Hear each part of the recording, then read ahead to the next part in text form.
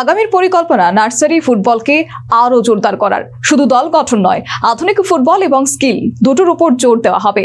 যে ঘাটতি এবং ব্যর্থতার কারণে কাজল স্মৃতি স্কুল ফুটবলের ফাইনালে হেরেছে সুধন্য দেববর্মা স্কুল, এবার তার উত্তরণের পথে নামছে স্কুলের শারীরিক শিক্ষক এবং ফুটবল শিক্ষক।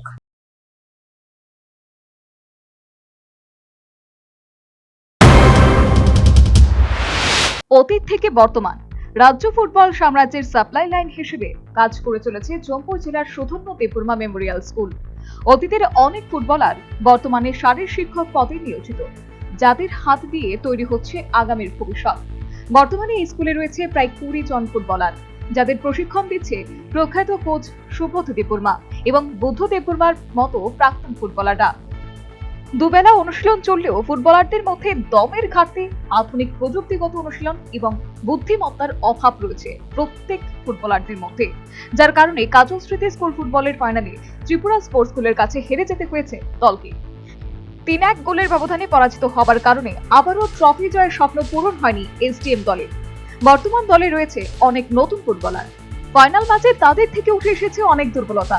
এর কারণে আগামী দিনে জম্মু জেলা ফুটবলকে আরও বিকশিত করার লক্ষ্যে নতুন পরিকল্পনা হাতে নিয়েছে প্রাক্তন এবং বর্তমান ফুটবল প্রশিক্ষকরা।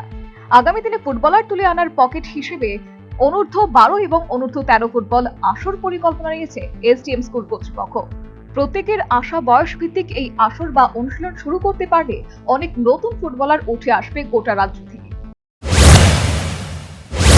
আগামী দিনে আমরা ভালো পারফরমেন্স করার চেষ্টা করবো এবং প্লেয়ারদেরকে তাদেরকে আরও ডেভেলপ করাবো আমরা।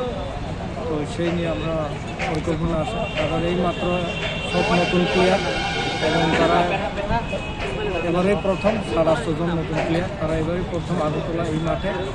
তো সেই জন্য তারা কিছুটা নার্ভাস ফিলিং আছে।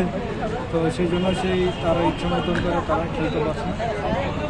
এখন কতজন আছে সেই স্কুলে? এখন আপাতত 17 জন আছে এবং আগামী দিন আমরা নিউ অ্যাডমিশন আমরা করি আন্ডার 12, আন্ডার 13। এসডিএম দলের কোচ বুদ্ধদেব দেববর্মার এই ভবিষ্যৎ পরিকল্পনাকে অভিনন্দন জানিয়েছে রাজ্যের প্রাক্তন ফুটবলাররা। প্রত্যেকেই আশাবাদী আগামী দিনে আবারও ফুটবলার তৈরির কারিগর হিসেবে গোটা রাজ্যে ফুটবলারদের ছড়িয়ে দেবে আগরতলা এই এসডিএম স্কুল ফুটবল দলের প্রশিক্ষকরা। Bureau report, news vanguard.